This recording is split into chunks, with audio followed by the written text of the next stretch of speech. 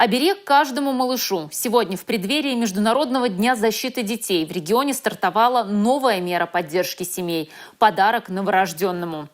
Поздравить молодых родителей и вручить подарочный комплект самым маленьким жителям республики приехали представители органов власти Чувашии. Готовились к обычной выписке, а получили приятный сюрприз. Семья Архиповых не ожидала встретить на выписке почетных гостей, да еще и с подарком. Мы очень довольны подарку. Очень хорошо. Неожиданно. Приятно. Приятно то, что напоминает о нашей культуре, о культуре чувашского народа.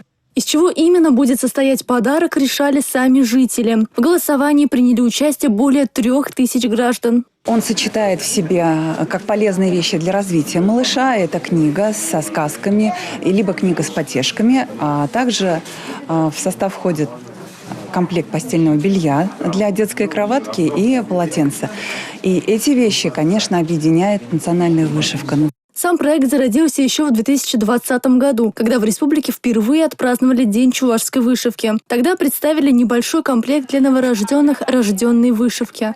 Здорово, что это стало каким-то таким трендом, благодаря которому детки, которые только приходят в жизнь, сразу же получают какое-то благословение, какое-то ощущение связи с родной Чувашией. Раньше подарок новорожденные могли получить только на День защиты детей и в День чувашской вышивки. Сейчас же без внимания не останется ни один малыш, рожденный с этого года. Такой комплект родители будут получать на выписке. Семьи, дети которых родились в первом полугодии этого года, для получения комплекта могут обратиться в отдел соцзащиты. Каждый ребенок получит такое внимание, но мне кажется, тем самым мы от всего общества выражаем радость. Радость за то, что в нашем обществе стало еще на одного человека больше. Ну, мы его ждем, ожидаем, ну и, конечно же, принимаем и будем делать все, чтобы было ему комфортно жить. Церемония вручения подарков новорожденным состоялась не только в Чебоксарах, но и в Шумерле, Канаше и в Новочебоксарске.